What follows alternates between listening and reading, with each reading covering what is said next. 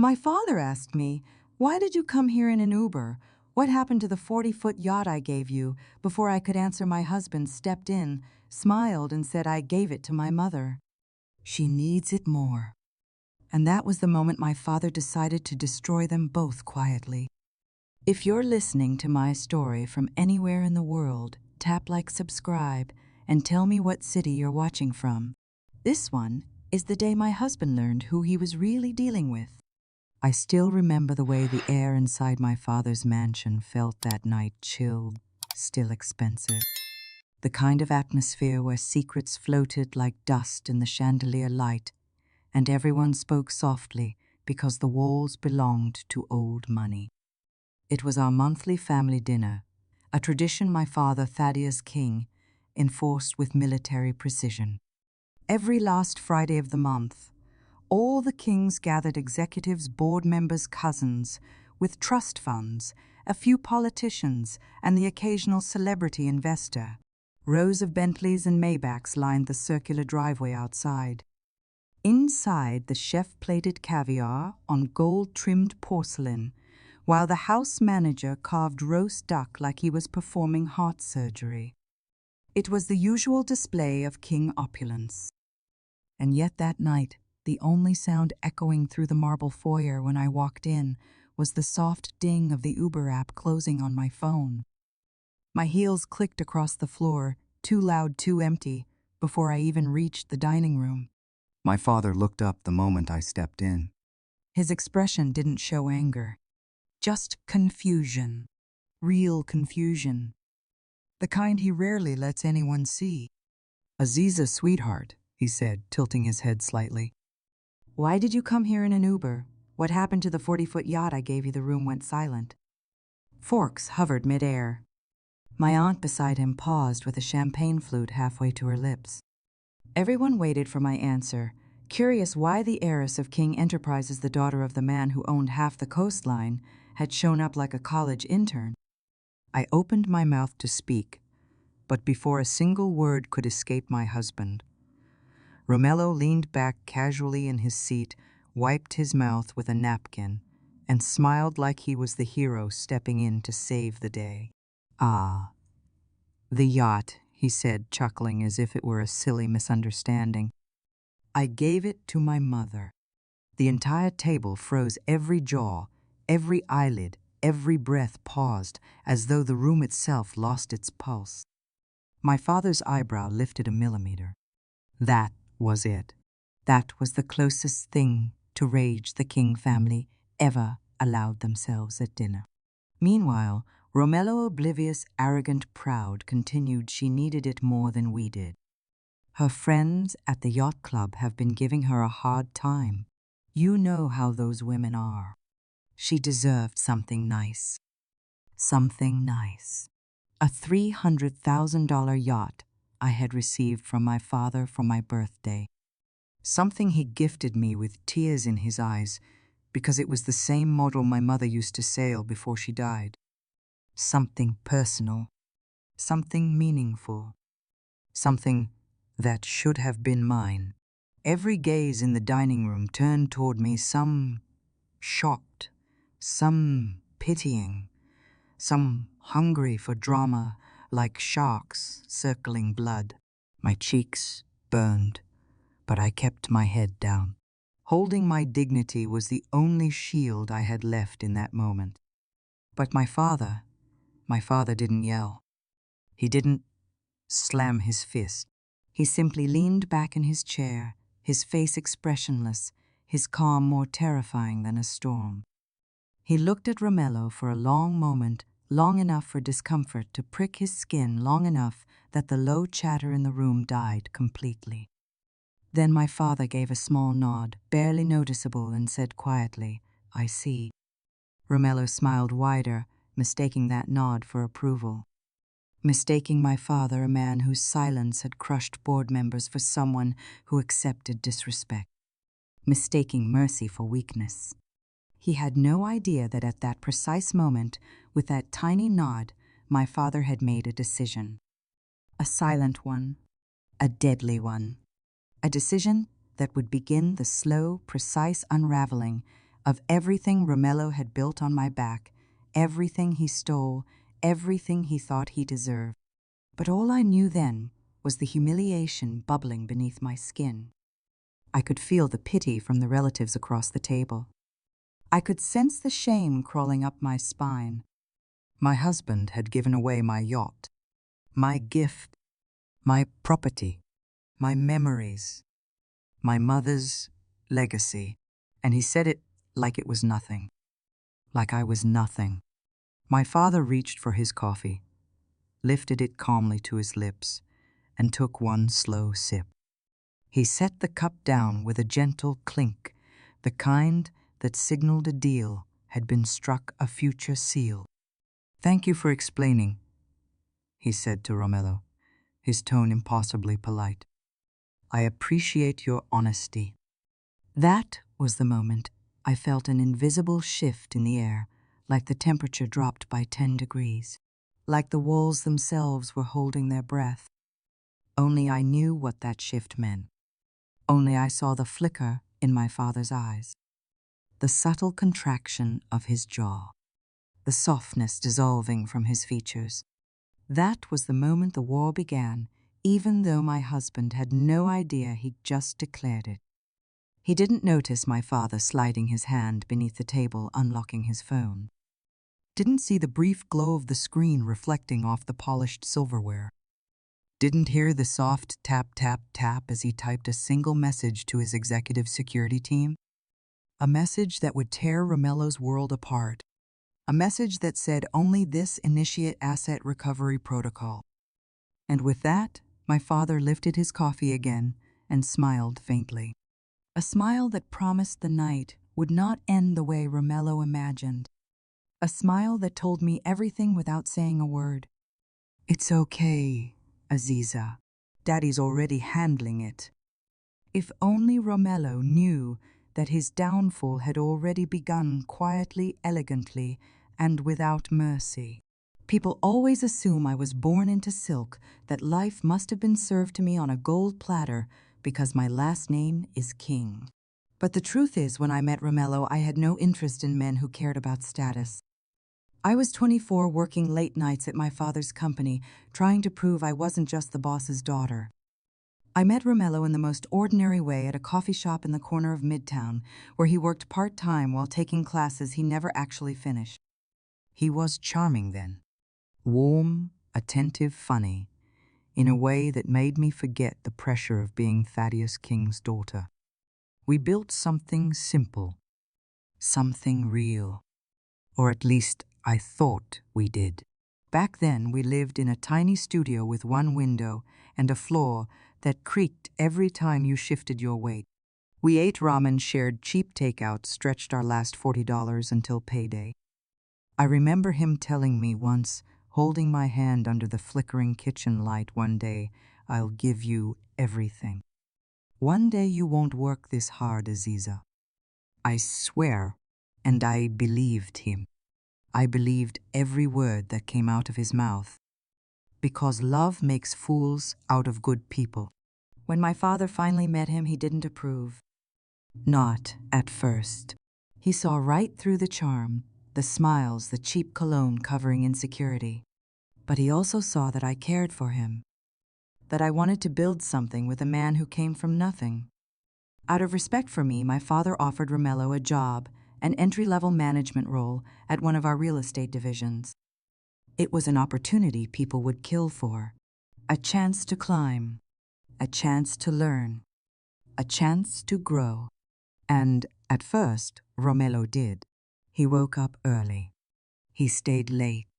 He studied business books. He tried. He wanted to earn my father's approval.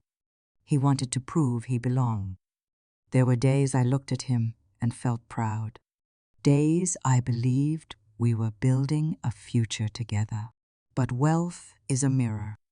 It shows you who someone really is. And for Romello, the reflection wasn't kind. The more money he made, the more he changed. The man who once held my hand as we counted pennies began raising an eyebrow at my outfits, telling me to dress more like the wives of the men at the executive meetings. The man who once bragged about my intelligence started saying things like, "Don't overthink it, babe. Let me handle the complicated stuff." The man who once dreamed with me began dreaming alone, dreaming upward, outward, away from me.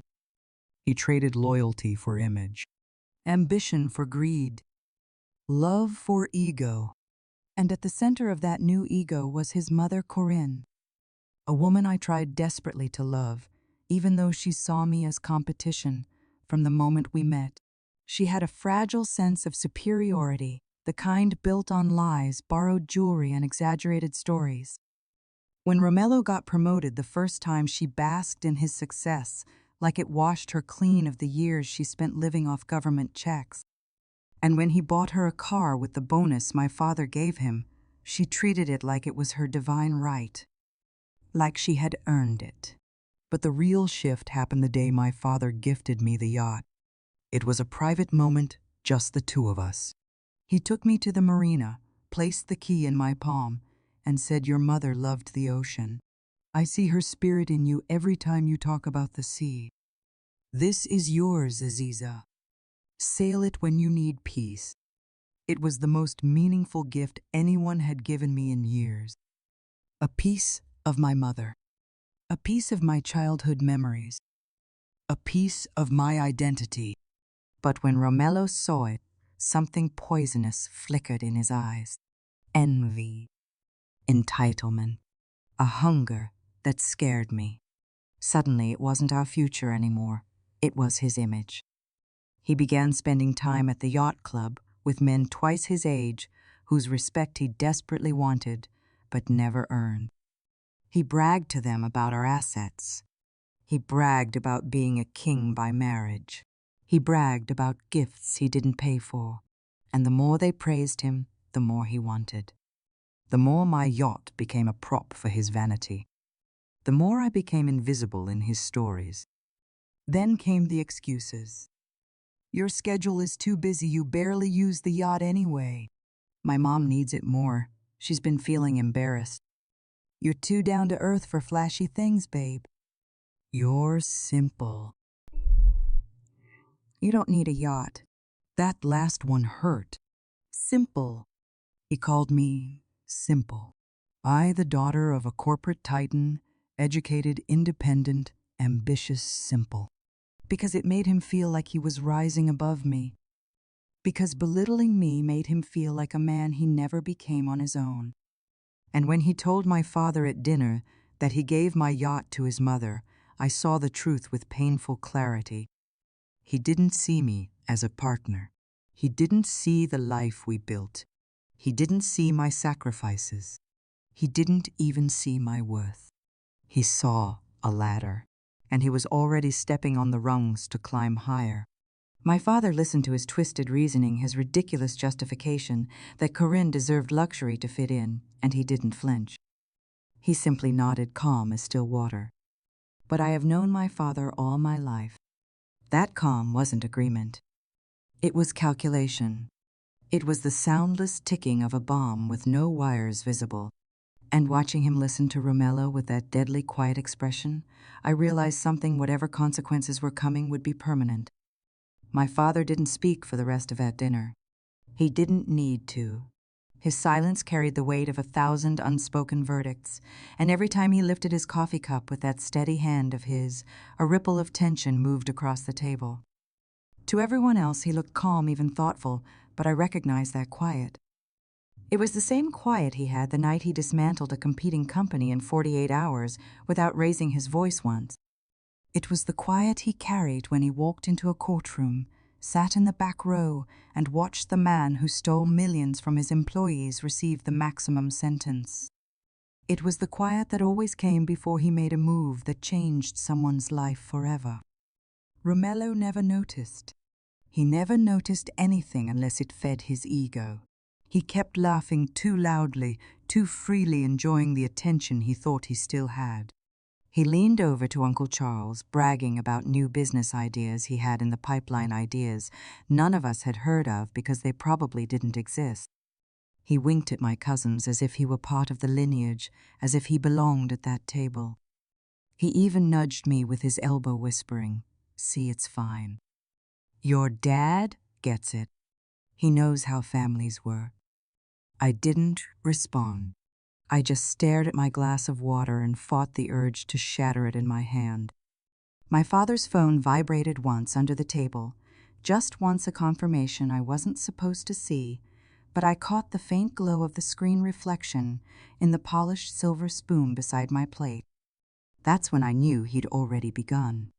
He waited until the server placed a fresh basket of bread on the table before unlocking his phone again. His movement was so subtle, so practiced, no one noticed. Not even the server standing right behind him. He opened a secure, encrypted communication channel used only for internal corporate directives, the kind reserved for emergencies, hostile takeovers, and high-level breaches. And in that quiet dining room surrounded by oil paintings of our ancestors and the faint sound of classical music humming from hidden speakers, my father typed 3 short lines that would dismantle Romelo's world with surgical precision. I couldn't see his phone, but I knew the protocols. He had taught them to me years ago, not knowing they would one day be used against my own husband. Flag all accounts. Initiate audit. Recall assets. The holy trinity of corporate destruction. It was the kind of command that moved like a ghost through the company's systems, silent, invisible, unstoppable. No alarms, no warnings. Just a clean, perfect sweep that traced every misuse, every theft, every inappropriate purchase charged under my husband's name. A sweep that would reveal things even I didn't know. After sending the message, my father sat his phone down, folded his napkin slowly, and took a measured breath. Then he lifted his eyes and looked at me. Only me. A look that wasn't pity, wasn't anger, wasn't even disappointment. It was a promise. It's handled. That's what his eyes said, and I felt something inside me loosen, something that had been clenched for months. Not because I wanted revenge, but because I wanted closure. Because I needed someone, anyone, to finally see what he'd become. My father casually reached for his fork again, joining the conversation at the table as if nothing had happened. He smiled. He nodded. He cracked a small joke. But beneath that composed exterior, a storm had already formed, precise and calculated. A king's storm. Meanwhile, Romello had no idea. He was too busy telling my aunt about some new fitness routine he was starting, even though he hadn't stepped foot in a gym in years. He was too busy bragging about his leadership skills to my cousin Jacob, who held 2 MBAs and actually ran a division of the company. He was too busy pretending to be the man he wished he was, the man he would never be. If he had paid attention, really paid attention, he would have noticed the temperature shift in the room, the stiffened posture of my uncles, the way the conversation subtly drifted away from him instead of toward him. He would have noticed my father's smile tightening just slightly at the edges. He would have noticed the faint vibration of notified departments receiving his recall message. But Romello never saw warning signs, only opportunities he thought he deserved. He lifted his wine glass to take another sip, leaning back smugly, and I watched him like someone watching a man stroll unknowingly toward an open elevator shaft. My father turned slightly in his chair, speaking to a board member about an upcoming merger, but his eyes flicked toward me just once more. A brief, gentle acknowledgement. A silent assurance, this ends today. And in that moment, for the first time in months, I felt safe. Not because my father was powerful, though he was. Not because he could ruin Romello, though he easily could. I felt safe because I realized he hadn't been ignoring my suffering. He hadn't been blind to the changes. He had been waiting for the exact moment Romello would expose himself fully, publicly, undeniably. And Romello had done just that. He had dressed his downfall in a smile, wrapped it in arrogance, and handed it directly to the man least likely to forgive it. As my father lifted his glass for a toast someone made at the other end of the table, I understood one truth. Romello had no idea that the most dangerous man in the room wasn't the one shouting. It was the one sipping coffee, quietly already pulling strings he didn't even know existed. Meanwhile, across town at Marina Bay, the kind of place where every yacht gleamed like polished bone and every person walking down the docks pretended they weren't secretly competing with the next slip over Romello's mother, was busy starring in her own imaginary reality show. Marina Bay wasn't a normal marina. It was the playground of CEOs, neurosurgeons, old money widows, and tech millionaires with more wealth than emotional intelligence.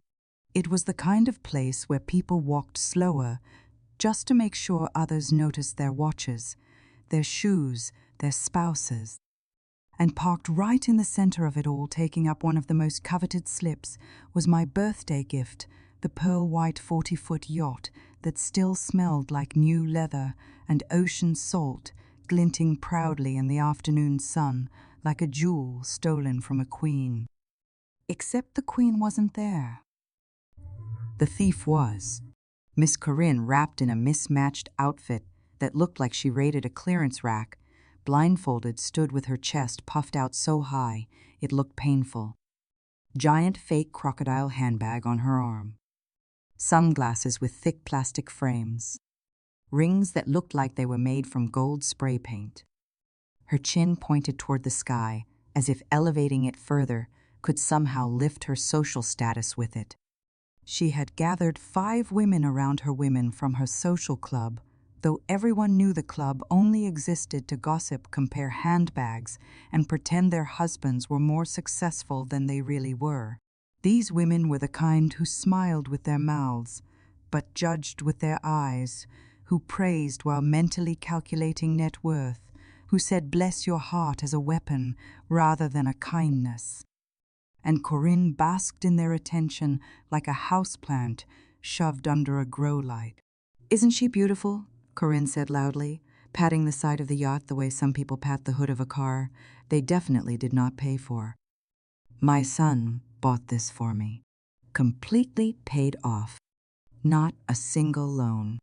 She made sure to say that part slowly, letting the words marinate. 2 of the women looked impressed. One raised an eyebrow. Another forced a smile that screamed, "You're lying." One woman, the wealthiest in the group, looked down at her manicure, completely uninterested, which only made Corinne talk louder.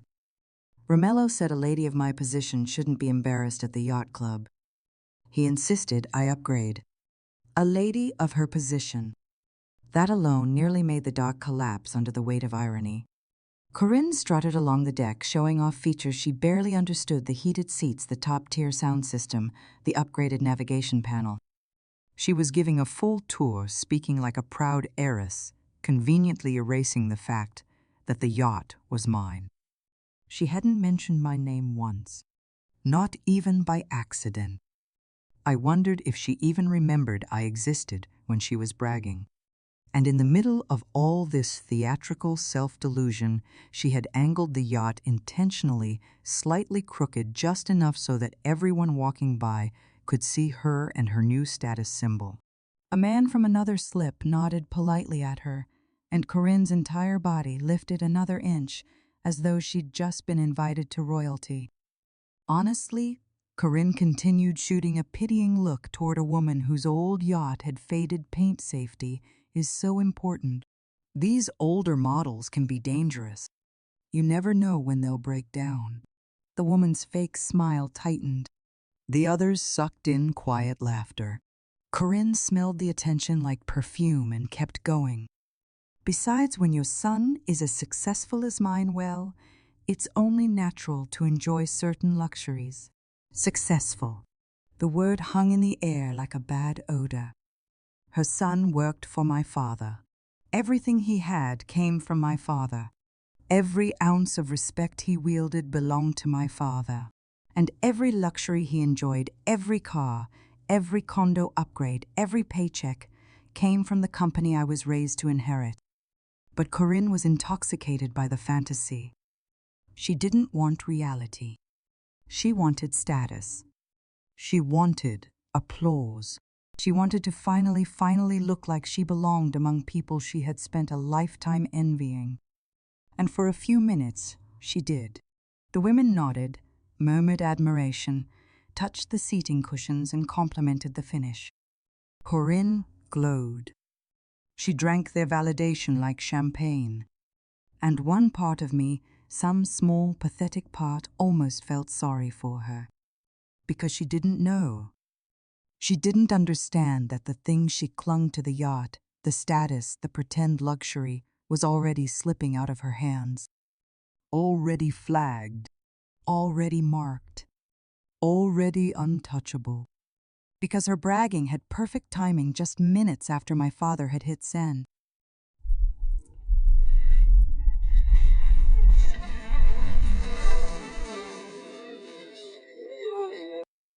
Waiting to expose her. Waiting to embarrass her so deeply that even the ocean would feel pity. If Corinne had been paying attention, she might have noticed the faint flicker of a warning light in the control panel inside the cabin. The system had already started scanning, already preparing, already counting the seconds until everything she bragged about would turn into her biggest humiliation. But she noticed nothing.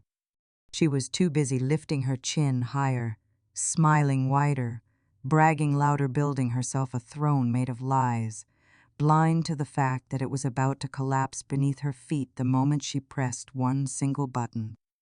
Corinne finally decided that she had shown off enough for one afternoon, though the smugness on her face suggested she could have gone on for hours if the sun hadn't started dipping lower. She announced to her little audience that she had a spa appointment at 4 and needed to leave early, another performance, another borrowed piece of prestige. Her friends nodded with exaggerated politeness, the kind that masked judgment, and Corinne waved one last time, like a queen boarding her royal vessel.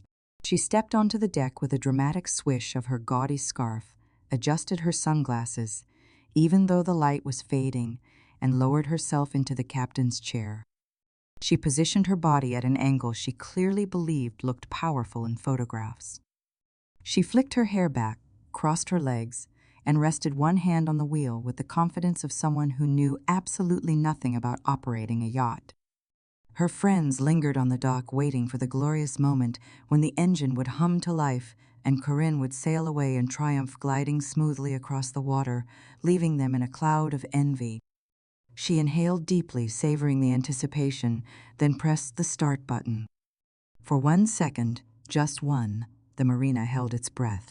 Then all hell broke loose. Instead of the soft purr of the engine, a piercing, violent alarm exploded through the air, echoing across the water like a siren from a sinking ship. The sound was so sharp and sudden that even people on the far docks turned their heads. On the yacht's control panel, every screen and indicator flashed bright, angry red. The navigation display blinked furiously. Warning symbols pulsed like a heartbeat gone insane. And then a cold robotic voice filled the cabin, emotionless and absolute WARNING. Unauthorized use detected. Corporate asset protection engaged. Engine locked. Full system lockdown activated. Corinne froze. Her hand hovered midair above the start button. Her sunglasses slipped down her nose. What is this?" she muttered, glancing around as though someone might jump out and explain. She pressed the button again, and again, and again. Each press triggered the same merciless blast of the alarm, the same blinding red flash. The robotic voice repeated the message. Unauthorized use detected. Engine locked. Her face transformed from confusion to annoyance, then to outright panic. No, no, no, no. This must be a mistake, she screeched, slamming her palm onto the button. Start. She jabbed at random switches, turned knobs, wildly mashed buttons she didn't understand, as though brute force could overpower a multi-million-dollar security system. Nothing moved. Nothing clicked. Nothing responded. The yacht was dead. Not broken. Not malfunctioning. Dead. A sleek, expensive coffin cradling her downfall. Corinne scrambled out of the captain's seat, stumbling slightly in her cheap heels, and rushed to the control panel. She slapped at the screen with both hands as though attacking it would help. "Come on, don't embarrass me like this," she screamed, not at the machine but at the situation itself. Because that was the real terror embarrassment. She could handle inconvenience. She could handle delay. But public humiliation in front of the women she desperately tried to impress, that was a nightmare worse than drowning. As if responding to her despair, the yacht began emitting a new sound, a rhythmic, pulsing alarm like a car being broken into. It grew louder, sharper, more insistent. Heads turned. People walking nearby paused to stare. A couple eating ice cream by the dock tilted their heads, trying to see what the commotion was. Staff members stepped out of the service building. A security guard glanced in her direction, and suddenly Corinne realized she wasn't alone anymore. She was center stage. "Stop it," she screeched, smacking the wheel. "Stop this noise. Stop it," but the yacht did not care. It continued its scream, a mechanical accusation echoing her guilt. The lights flickered inside the cabin. Another robotic message played.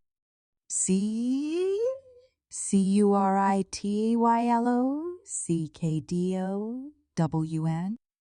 Unauthorized operator. Access denied. Her friends, who had been watching from a polite distance, began to inch closer, curiosity overtaking courtesy. Their faces twisted into barely concealed amusement. Their eyes gleamed with the kind of delight only rich women get from seeing another rich woman fall apart. Corinne turned toward them, sweating makeup beginning to melt in the humidity. "It's just a glitch," she yelled, forcing a smile that cracked at the edges. These new models, so sensitive, one of the women raised her phone. Not to call for help, but to record. Corinne saw it and lunged for the cabin door to get off the yacht, to escape, to salvage whatever dignity she could still cling to. But when she pulled the handle, it didn't budge. She yanked harder. Nothing. She tried pushing. Nothing. Then she noticed the red lock icon glowing on the panel beside the door.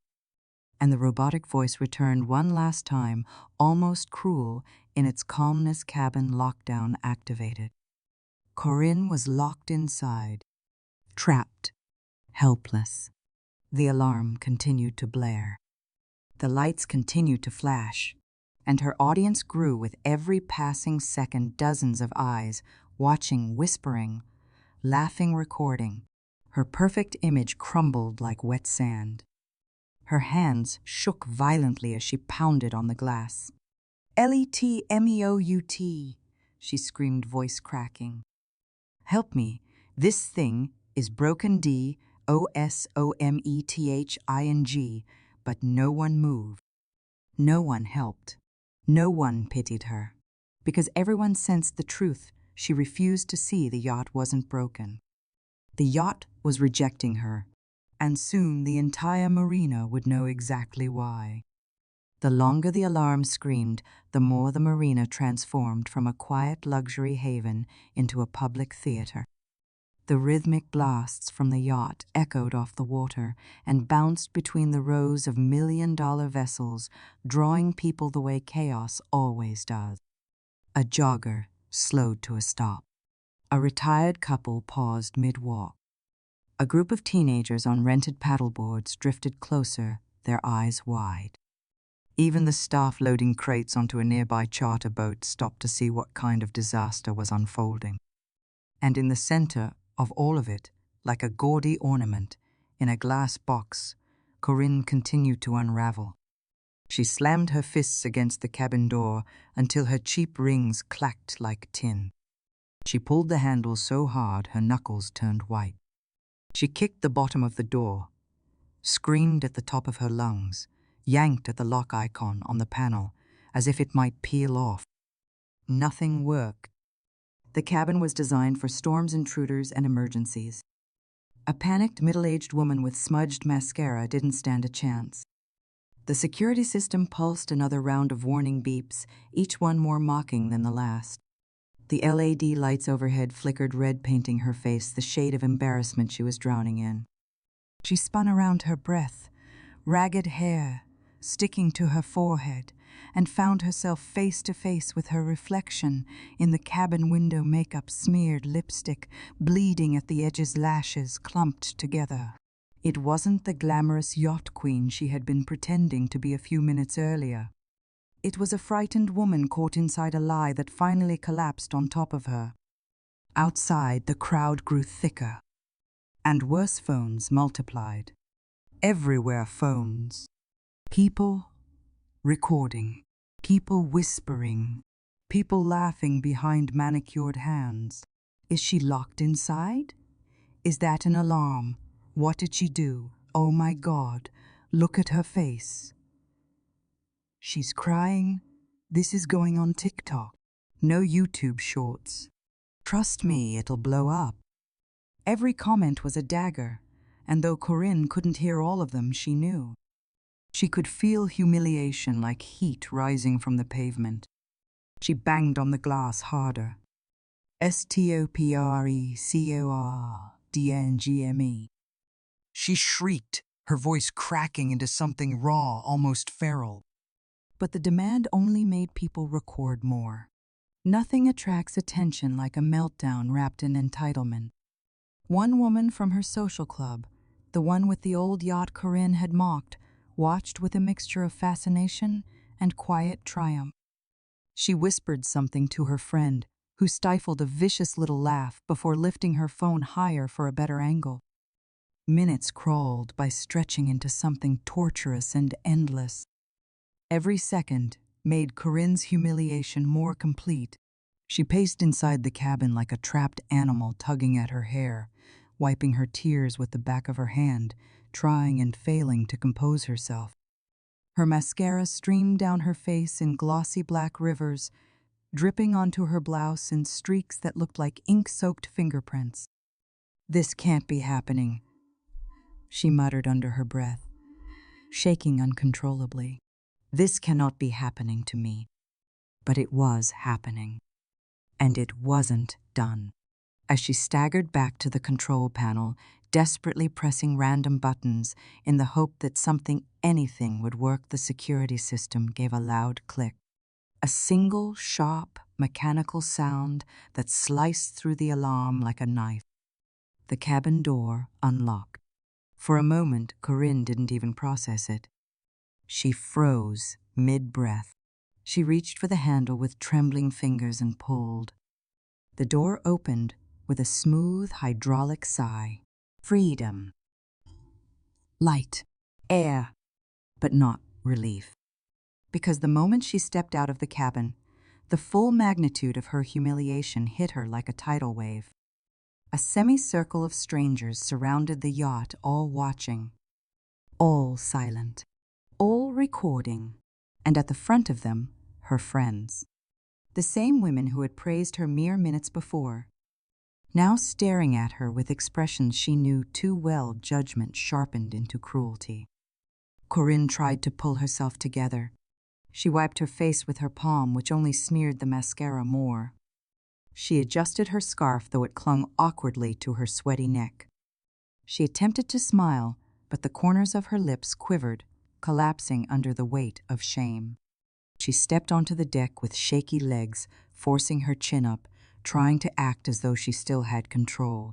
But before she could speak, before she could form a single excuse, the yacht began another cycle of alarm beeps, softer this time, but still loud enough to shame her further. Someone snorted with laughter.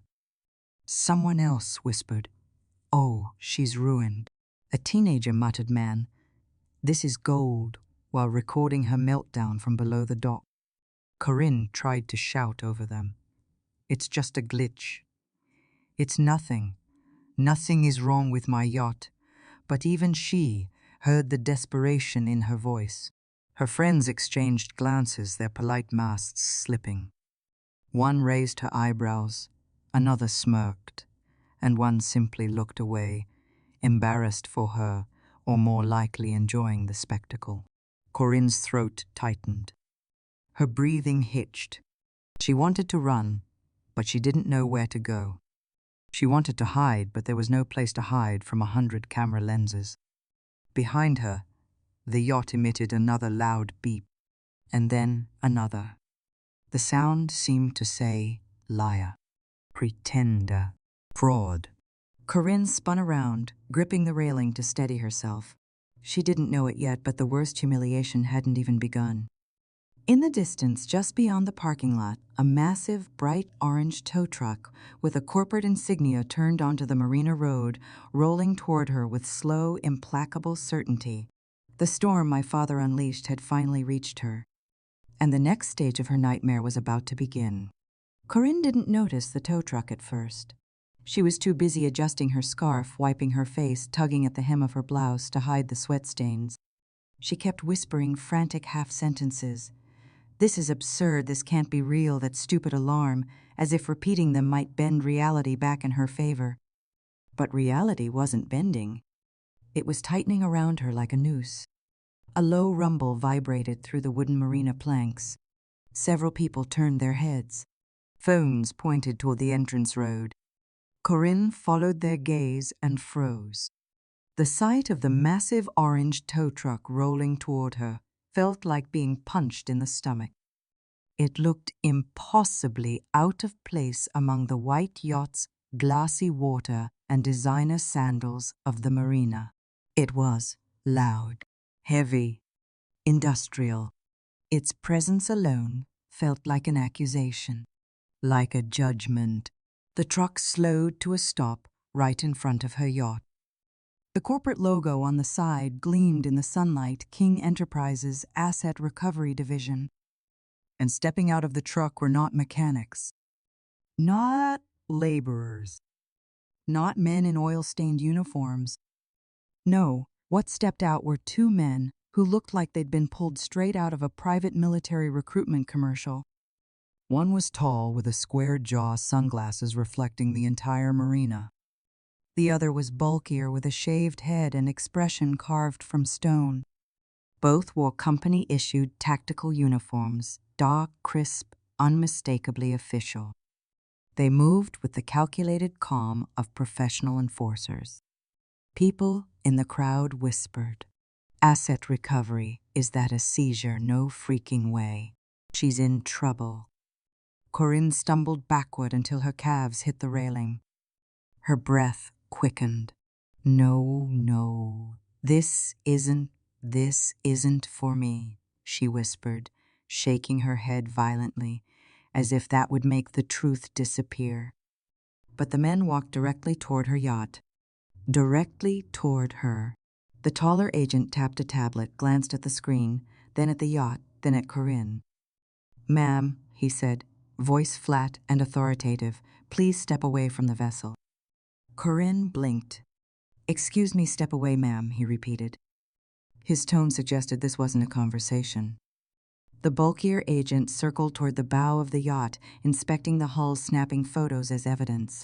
Corinne's voice pitched higher. "This is my yacht. My son gave this to me. You can't just..." The tall agent looked up from the tablet. "This vessel is registered under King Enterprises. You are not an authorized user. The system flagged unauthorized operation. We are here to repossess the asset immediately." Corinne's jaw dropped. She stared at him like he had just spoken in another language. Repossess, the word shattered something inside her. Her friends on the dock tensed, leaning closer. One covered her mouth to hide a smirk. Corinne shook her head frantically and jabbed a finger toward them. "This is a mistake. My son bought it. He paid cash." The agent didn't blink. "Ma'am, the system logs show otherwise. Please step aside." Corinne did the opposite. She scrambled up the boarding steps and threw herself onto the deck, gripping the rail as tightly as she could. "No, I won't let you take it," her voice cracked, turning shrill. The taller agent sighed a long, patient, professional sigh of someone who had dealt with stubborn rich people many times before. "Ma'am, do not escalate the situation." "No," she screamed again, now sounding more animal than human. "This is mine. It's mine." The agent stepped onto the deck. Corinne's friends gasped. A few phones zoomed in. Corinne pressed her back against the cabin door and shook her head wildly. "Don't you dare touch me." The agent kept his distance, but held up the tablet for her to see.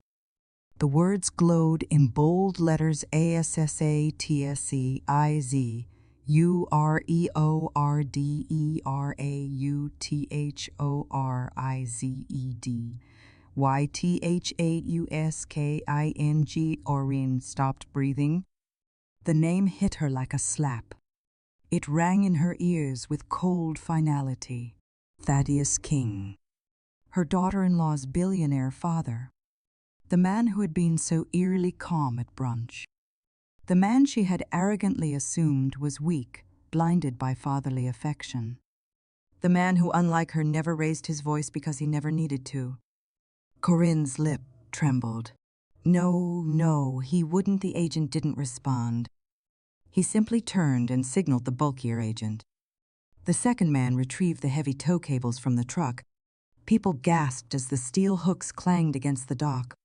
Corinne lunged forward, screaming, "Stop, stop. Why is he?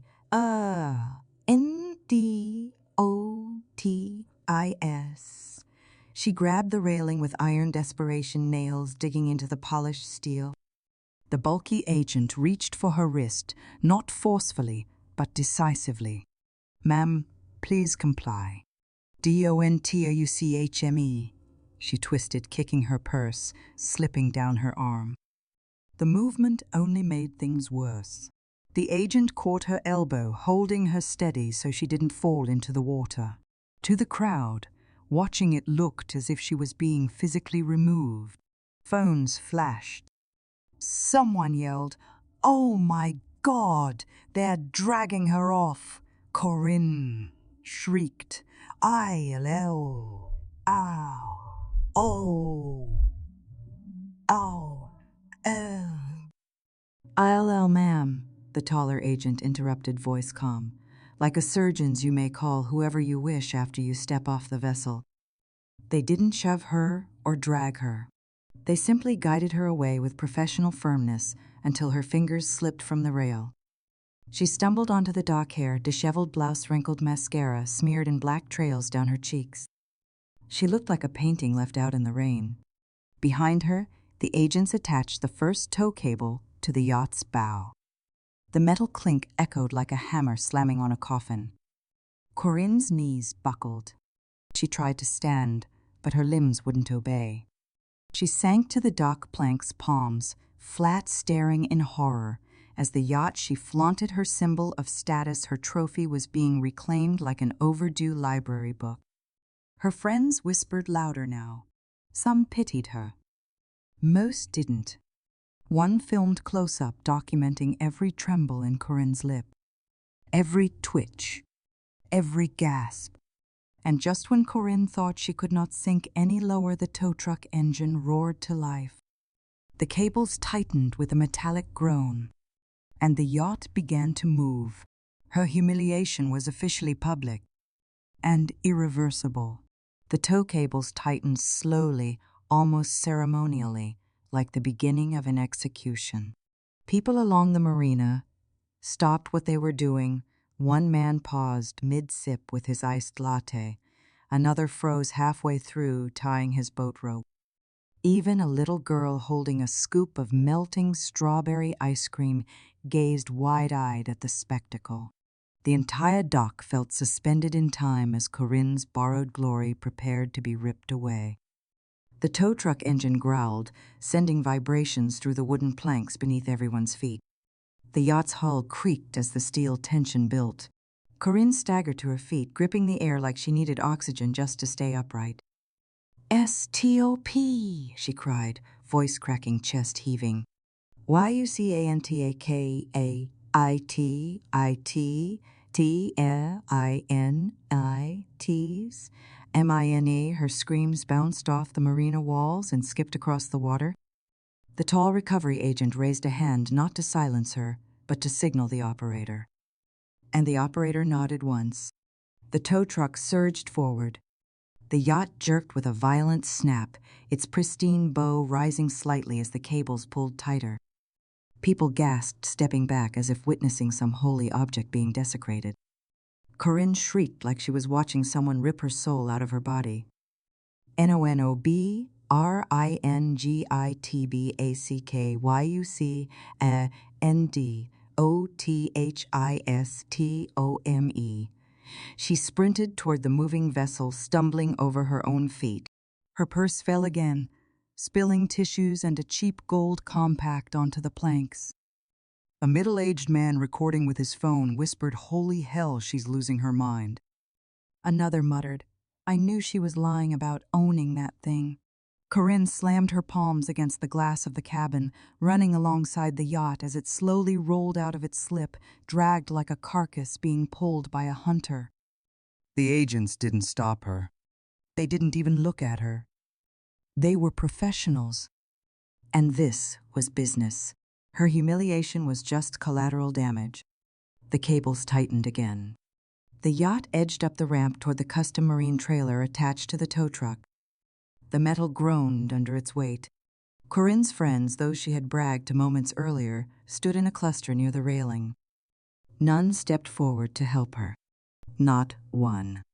One whispered behind a manicured hand, "This is so embarrassing." Another replied, "I'm already screen recording the live stream." And Corinne heard all of it. Every poisoned syllable. She pounded her fists against the yacht until her knuckles reddened. She slapped the hull. She yanked the cables with both hands like she could stop machinery designed to haul 20 tons. "P-C," she screamed, voice shredding. "MYSONGAVETHISTOMEFORIT YUCIN. The bulkier agent finally turned toward her. "Mom," he said not unkindly, "we strongly advise you to step back." She ignored him and kept fighting the cables until the vibration made her fingers numb. The agent exchanged a look with his partner. A silent decision. They stepped forward and gently, almost respectfully, took her elbows and moved her back 2 steps. Then 3. Corinne thrashed hair, flying tears streaking down her cheeks in black trails from mascara. She looked like a socialite ghost, a woman haunting the remains of her own pride. "YOUHAVENORIGHT," she roared. The tall agent tilted his head slightly. "The owner does," he said. Those 3 words hit harder than any shove. The owner, Thaddeus King. The man she underestimated. The man she dismissed. The man she thought she could manipulate through his daughter. The man now taking back everything she pretended was hers. The tow truck made a low hydraulic hiss as the yacht lifted fully onto the trailer. Corinne collapsed to her knees, legs finally giving out. She clasped her hands together, begging no one and everyone at once. "Please don't take it, please." But the world had already moved on without her. The tow driver secured the final straps. Each ratchet click echoed like a nail being hammered into a coffin. Cameras kept rolling. A teenage boy muttered to his friend Bro, "She's gonna be a meme by tonight." A woman in yoga pants said, "Imagine flexing something that wasn't yours." Someone snorted, "Imagine getting it repossessed in public." Corinne covered her ears. But humiliation has a way of finding its mark. The tow truck revved, and slowly, majestically, the yacht began its final procession through the marina parking lot. Corinne tried to chase it again, but stumbled, falling hard onto her palms. Nobody rushed to help her. The only sound was the scrape of her shoes as she crawled a few inches forward before collapsing fully onto the ground, hair covering her face. Her purse lay open beside her, spilling out her wallet, a half-empty bottle of drugstore lotion, and a wrinkled mint wrapper. The yacht, her illusion of status, moved further and further away. And at the entrance of the marina, just before turning onto the main road, the tow truck paused for a moment, as if savoring the spectacle. Corinne lifted her head, eyes wild with disbelief. For a second, yacht and owner locked gazes, one real, one delusional. Then the tow truck took the turn, and the yacht disappeared behind a row of palm trees. Gone. Forever. A long silence followed. Corinne stayed kneeling on the dock, breathing hard, as the marina buzzed with whispers and taps of phone screens. A man walked past her and muttered, "Should have stayed humble." A woman added, "That's what happens when you brag about what isn't yours." And Corinne, she could only let the words hit her, because she knew deep down each one was true. The masquerade was over, and she had been unmasked in front of the entire world. The marina chaos was still unfolding when Romello, miles away at the King family estate, leisurely dipped a strawberry into a bowl of melted chocolate. He lifted it with lazy confidence, letting the excess drip onto the porcelain plate before popping it into his mouth. He chewed loudly, something Aziza always hated, but today nothing could disturb his smug, inflated mood. He had just embarrassed his wife in front of her elite family without consequence. He had taken a yacht meant for her and gifted it to his mother without even asking. And the best part, Thaddeus King hadn't reacted at all. No anger. No lecture. Just that weird little smirk. Romello interpreted it as silent respect, like the old man finally recognized that Romello was strong enough to make decisions in the marriage. He leaned back in his chair, letting his full stomach rest like a king surveying his territory. He even draped his arm over the back of Aziza's chair, a gesture meant to remind everyone he owned his place in this family. Aziza didn't move. She stared at her dessert plate with a quiet numbness Romello mistook for passivity. To him, she looked like a woman finally accepting her position beneath him. He smiled to himself. Of course she would. She had been shy and obedient since their early days in the cramped studio apartment. Even now, with her father's wealth, her polished elegance, and her title as heir Romello, believed she would always be that timid girl at heart, the one who let him lead, the one who would never leave. He had no idea how wrong he was. Over at the other end of the table, relatives sipped wine and whispered. They had seen the exchange earlier. They had heard the words, "I gave it to my mother." And while they kept polite faces, the disgust simmered beneath the surface. Everyone except Romello sensed the storm coming. But Romello, arrogant and insulated by his delusions, remained blind. His downfall was minutes away. Then his phone vibrated violently on the table. BRRRRRRR. The vibration was so strong it rattled the silverware. Romello frowned, annoyed at the interruption, and glanced at the screen. "Mom." He sighed dramatically. She's probably calling to brag about that stupid yacht again." He didn't lower his voice. A few cousins exchanged looks of discomfort, but Romello grinned, completely tone-deaf, and swiped to answer. The moment he put the phone to his ear, a piercing, hysterical screech exploded through the speaker, loud enough that half the table heard it. ROMELLOOOOOTHE. Why?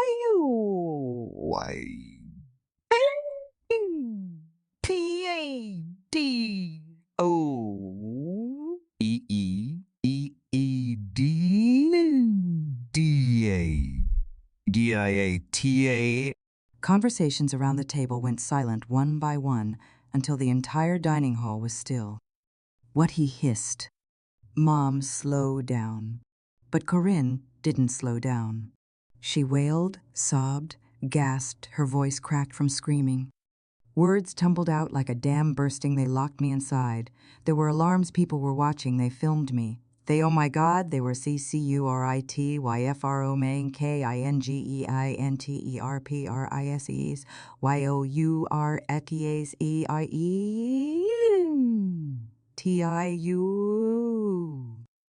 DDEVILUMILIATEEEEEEERYONA. Romello's heart began pounding not from empathy, but from rising volcanic shame. He glanced around the table. Dozens of eyes watched him, waiting, listening, judging. His cheeks flushed hot red. Mom, shut up. Stop crying so loud. THESROMELIKETSROMELLIKEETUSROMEIL GTAEHEYELAUGA I do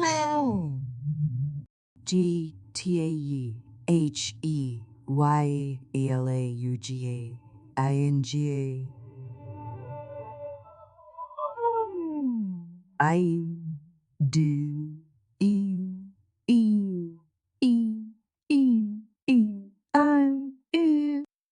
Aziza flinched subtly at the accusation, but kept her face neutral. She didn't look at Romello. She didn't look at anyone. It was the kind of composure that terrified men who depended on female silence to maintain power. Romello's eye twitched. His hand shook. He whipped his head toward Aziza. "What did you do?" he barked. Aziza finally looked up slowly, like a queen acknowledging a peasant. Her face was unreadable, calm to the point of cruelty. Her eyes met his with the quiet, devastating clarity of someone who had stopped caring. Romello's pulse spiked. His voice rose an octave. WHEADIDIUD.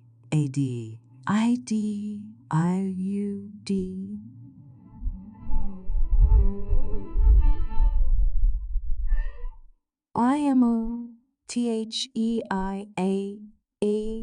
The king's butler even took a step forward before Thaddeus subtly raised a finger to halt him. Romello slammed his fist on the table. Silverware jumped. Crystal clinked. DONDIGNOREMEAZIZAE roared, spit flying. YULLIATEDDM. By MOTEHERO and PURPOSE. YUTOLDYURFATHERTO enough. The single word came from Thaddeus King. Soft but heavy as granite. The kind of voice that could silence boardrooms and governments. Romello froze mid-sentence. The room turned colder. Thaddeus slowly placed his napkin on the table, stood up and walked around the perimeter of the dining room. Every step deliberate, slow, controlled. He stopped beside Romello, who now looked like a misbehaving schoolboy awaiting discipline. Thaddeus didn't look angry, and somehow that made everything more terrifying. Romello, Thaddeus began, voice like polished steel. Your mother's yacht was not taken. Romello blinked in confusion. What? Yes, it was. She just said the yacht, Thaddeus continued, was retrieved. Retrieved. Not taken. Not stolen. Retrieved. The distinction made several relatives shift in their seats. Thaddeus clasped his hands behind his back like he was reciting a quarterly report. It was retrieved, he said, because it was never hers. It was never yours. It was never purchased. It belongs to King Enterprises. The words sank into Romello like ice water poured down his spine. His mouth opened. Nothing came out. Thaddeus leaned slightly closer. You gave away something that didn't belong to you, and you did so publicly. Romello stuttered.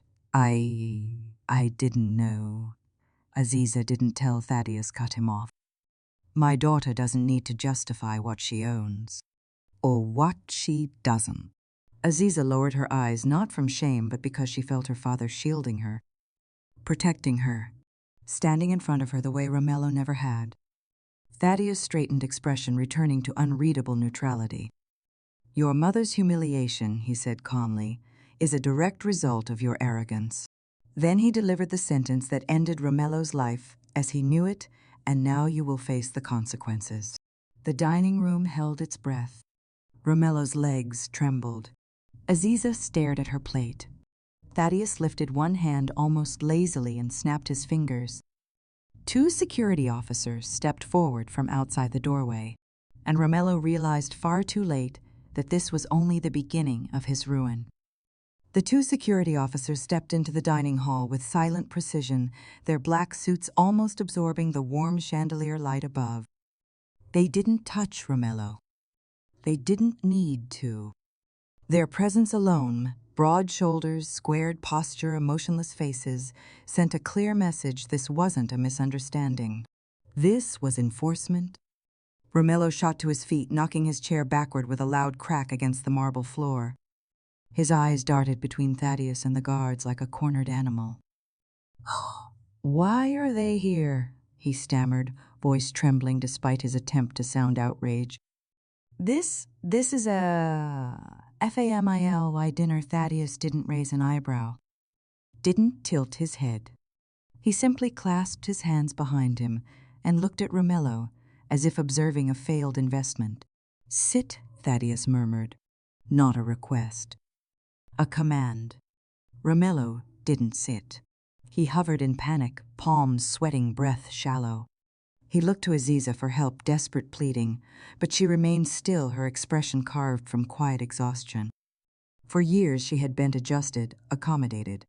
Tonight she simply refused, and the absence of her support crushed him. Thaddeus exhaled long and slow as if bored. "Very well," he said. "We'll proceed." He nodded once toward the head of security. The man stepped forward and retrieved a slim black folder from inside his jacket. He placed it on the table in front of Romello with theatrical precision. Romello stared at it like it contained a bomb. "What is this?" he whispered. Thaddeus looked down at him with chilly politeness. "Your termination paperwork." The words echoed through the dining hall like a gunshot muffled by velvet curtains. Several relatives gasped quietly. Romello blinked rapidly as if his vision had turned blurry. Termination, yes," Thaddeus replied calmly.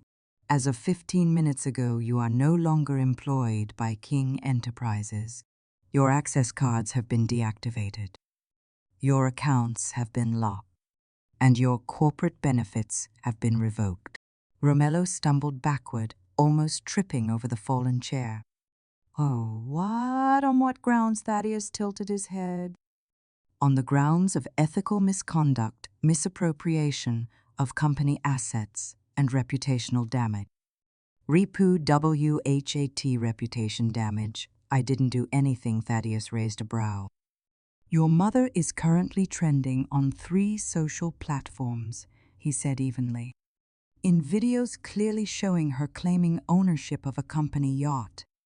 A yacht you illegally handed over." Romello's face contorted in disbelief and panic. I didn't. NOW.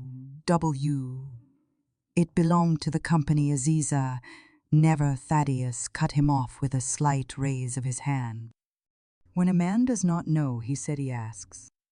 He took a step closer. Romello could feel the heat of humiliation suffocating him. "When a man is unsure," Thaddeus continued, he inquires. Another step. Romello's legs weakened. "When a man respects his wife's family," Thaddeus finished, voice low and lethal, "he does not steal from them." Romello swallowed hard, throat dry, voice cracking. I didn't steal. I just gave it to my mom. She needed it." The room fell into a chilly silence. 15 relatives heard it. Aziza heard it. The security guards heard it. And all of them saw the exact second Romello realized how pathetic that explanation sounded when spoken out loud. Thaddeus inhaled as if trying to smell the stupidity radiating from Romello. "Ah," he said softly. "Your mother needed a 40-foot yacht." He paused. For what purpose? Fishing a few cousins coughed into their napkins to hide laughter. Romello clenched his fists. "Look, this is ridiculous. You can't fire me like this. I'm family." Thaddeus's eyes sharpened. "Family is earned," he said, "not exploited." He then extended his hand, palm open, waiting. "Your keys." Romello blinked. "Oh, what keys?" the sedan, Thaddeus replied. "Company property." It took Romello a moment to process. When he did, his hand shot protectively to his pocket. You can't take my car, your former car," Thaddeus corrected. "You used it for personal matters. That ends tonight." He held his hand steady. An immovable demand. Romello looked around helplessly. No one came to his defense. Not one person spoke up. His own wife stared at the table, refusing to bail him out. His pride evaporating, Romello slowly reached into his pocket and pulled out the keys with shaking fingers. Thaddeus didn't snatch them.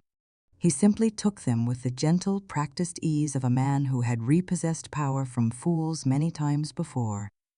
Then, without looking at Romello, he handed the keys to a guard.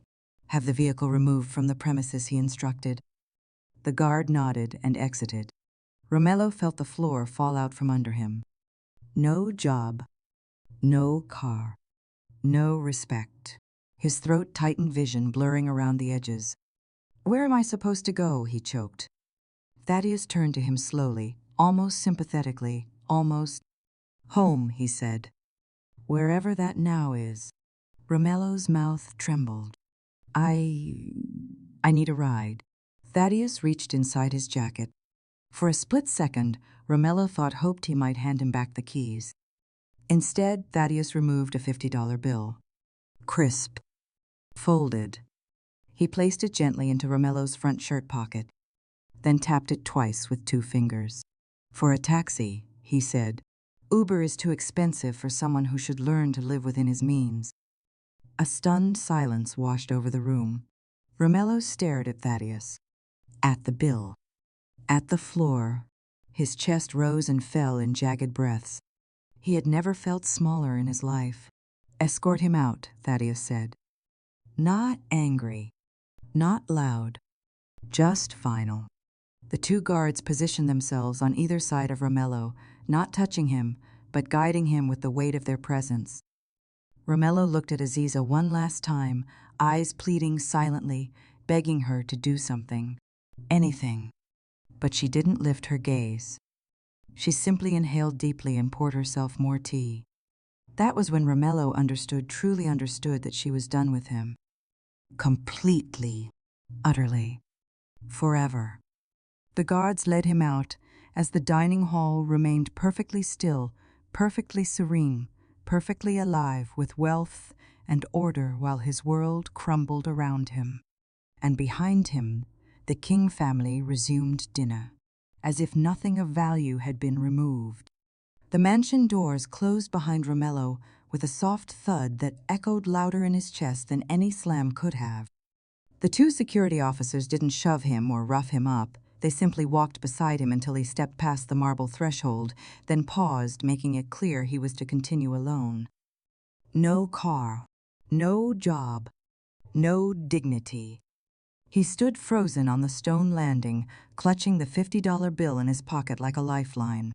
For years he had walked out these doors feeling powerful, feeling chosen, feeling like he belonged in this polished world of chandeliers, crisp linens, and carefully curated wealth. Now he felt like a smudge being wiped from a glass surface. The guards closed the door. The click was soft. It gutted him. He took one shaky breath and forced his legs to move. Down the steps. Across the circular driveway. Past guests' luxury cars gleaming beneath the moonlight Bentleys, Tesla's a Rolls-Royce Phantom, parked slightly crooked by a flustered valet. Every reflection mocked him. The man he saw mirrored in those spotless surfaces wasn't the confident son-in-law of a billionaire. He looked like a disgraced intern who borrowed a suit for a job interview and got rejected before he made it past reception.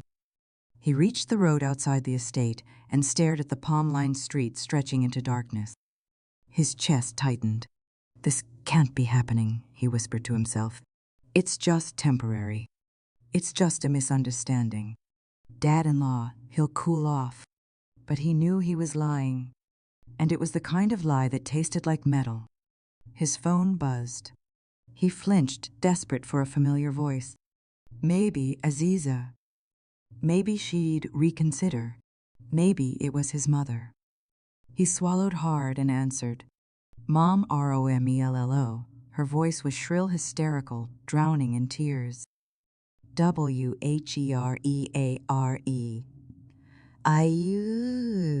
They LAF. That monstrous man left me sitting on the curb like Dogs. Romello shut his eyes. He could picture it clearly, his mother pacing the sidewalk, makeup-streaked hair, collapsed, her attempt at elegance, ruined by sweat tears and humiliation. "I'm coming," he whispered. "Just stay where you are. I'll get a taxi." "A taxi," she screeched.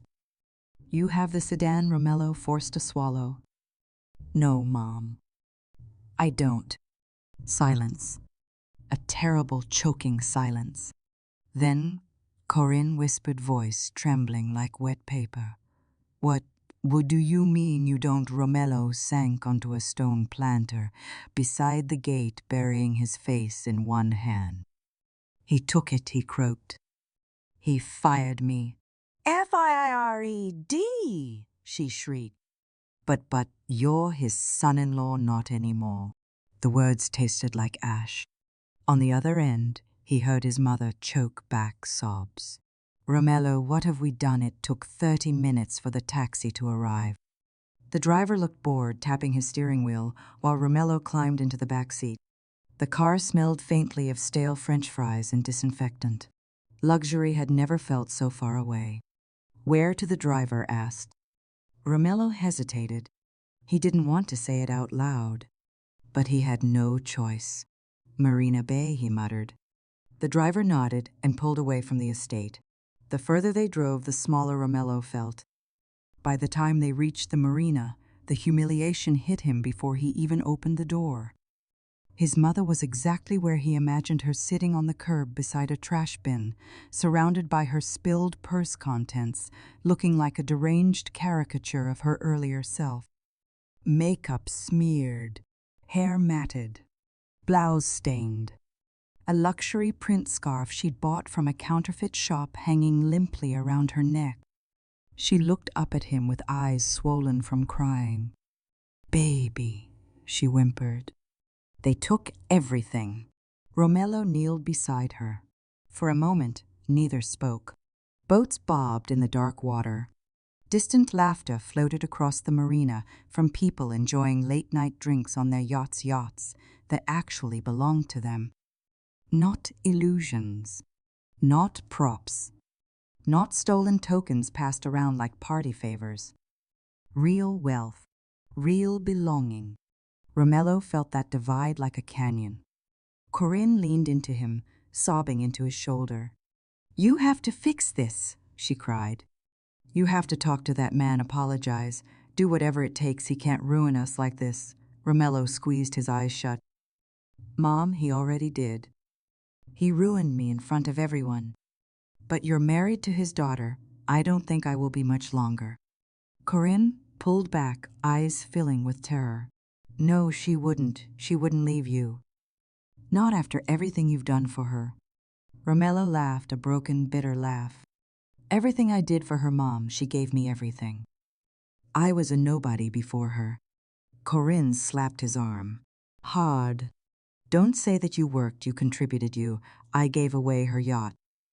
"Oh, you are yacht," Corinne corrected immediately, desperate, delusional. Romello shook his head slowly. "Mom, it was never ours." She deflated. Completely. For the first time in his life, Romello saw his mother look truly small. Not loud, Not demanding, not entitled, just small.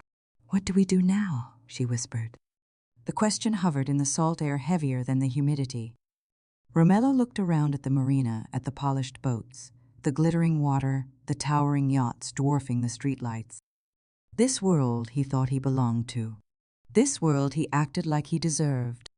This world that had spit him out the moment he overstepped. "We go home," he said finally, voice hollow. "We start over." Corinne clutched her knockoff designer purse to her chest. "But we don't have a home, Romello." He felt his throat tighten. "Then we find one. A cheap one. One they could afford now. One without marble floors or chandeliers. One where no one knew their names." The taxi driver called out, meters still running. Romello helped his mother stand. Her knees buckled. She looked 10 years older than she had that afternoon. He guided her into the car. When the door closed behind them, Corinne covered her face with her hands and whispered, "I can't believe this is happening." Romello stared out the window as the marina lights blurred into streaks. "Believe it," he murmured. "This is our life now." In the rearview mirror, the driver glanced at their reflection with detached curiosity. Two people falling from paradise into obscurity. Two people learning what happens when you take what isn't yours. Two people whose downfall had only just begun. 5 years passed quietly, for some painfully, for others. In that time, seasons changed fortunes, shifted, and the King family continued to thrive in the way powerful families always do, silently, gracefully, inevitably. Aziza had grown into her own light. Not the shy young woman who once whispered instead of speaking, who once apologized before breathing, who once shrank so Romello could feel larger. No, this Aziza walked with steady steps and unshakable calm. She now co-owned 5 boutiques scattered across the city, each dripping with minimalist luxury and effortless class. Customers adored her. Employees respected her. Investors fought to get a seat at her table. And she always credited her success to resilience and my father's wisdom, never mentioning the man who had nearly drained her spirit dry. She didn't need to. His story had become its own cautionary tale. On a warm Friday night, filled with soft jazz and clinking glasses, Aziza and her father sat together at a corner table in a Michelin-starred rooftop restaurant. The skyline sparkled around them, glass towers glowing like lanterns, cars tracing gold rivers along the streets, far below a distant yacht club twinkling on the water. Aziza wore a sleek black dress, diamonds subtle yet unmistakable on her ears, her hair swept back in a curl that made her look exactly like the daughter of a man who controlled half the city's real estate portfolio. Thaddeus raised his glass. "To your 5th store," he said, pride warming his usually cool voice. "And to the woman you have become." Aziza smiled, a rare soft one. "To us," she replied. They toasted. Everything felt golden, safe, whole. But life, in its strange way, likes to tie loose ends on its own timeline. And tonight, fate delivered one last scene. Across the street from the restaurant near the valet station, a man in a faded vest was being yelled at by a furious car owner. The man bowed repeatedly, apologizing, stuttering, wiping his forehead with a trembling hand. His shoes were scuffed. His shirt was too large. His face, tired and hollow, belonged to someone who had once been full of arrogance and vanity. It was Romello. Aziza didn't see him at first. She was too busy savoring the caramelized octopus served before her. But a subtle shift in her father's posture made her glance toward the window. And there he was, bent, harried, small, his hair messy, his jawline softer from stress and poor sleep. The white luxury coupe he had parked crookedly was worth more than his yearly income. The owner jabbed a finger in his face, spitting curses. Romello flinched with every word, every insult, every jab. His shoulders curled inward like someone bracing for a blow. And sitting on a sidewalk bench a few feet away was Corinne, selling tissues. for $1 a pack. Her wig tilted, her blouse, the same color she wore the day she posed on the yacht, faded to a washed-out pink, her makeup cheap and uneven, her eyes dull. When she shifted her legs, her knees cracked audibly. A far cry from the woman who once strutted across marina docks, desperate to be envied. Aziza stared through the glass, expression unreadable. No pity, no anger, no triumph, just emptiness. The quiet kind. The kind you feel when the past no longer has teeth. Romello turned slightly, maybe sensing someone watching him. His gaze drifted across the street toward the glowing restaurant window, and his eyes locked onto hers. Time slowed to a painful crawl. He froze. His jaw trembled. His chest rose in a sharp inhale. He looked like a man seeing a ghost, or worse, seeing the life he lost. Aziza didn't look away. Not yet. She held his gaze for exactly 3 seconds.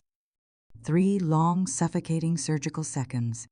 Enough for him to understand she recognized him. Enough for him to see what she had become.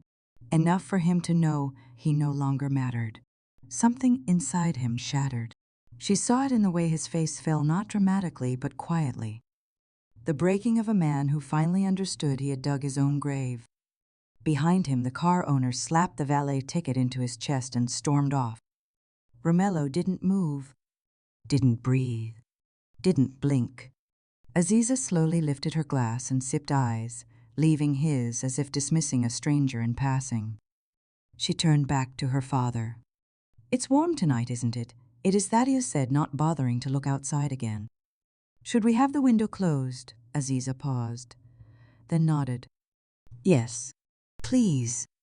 She lifted her hand. A waiter, impeccably trained, approached immediately. "Could you close the blinds?" she asked. "The light outside is too harsh." "Of course, ma'am." The waiter reached for the cord. Romello stood helplessly on the sidewalk as the golden curtain began to glide downward in slow motion. First it covered Aziza's chin, then her lips, then her eyes, then her entire silhouette. He took a step forward without realizing, like a child reaching toward a parent leaving forever. But the curtain kept falling. Soft, final, total. When it reached the bottom and sealed the window completely, the warm glow inside became a muted shadow. The connection, thin, brittle, painful, was cut. For good. On the outside, Romello stood alone under a flickering street lamp, chest, hollow, breath uneven. Behind him, Corinne sniffled and offered tissues to passers-by, ignored by everyone. Inside, Aziza resumed her conversation with her father. Calm. Graceful. Unbothered. The past had been placed where it belonged, behind a closed curtain. And behind that curtain, it would stay forever.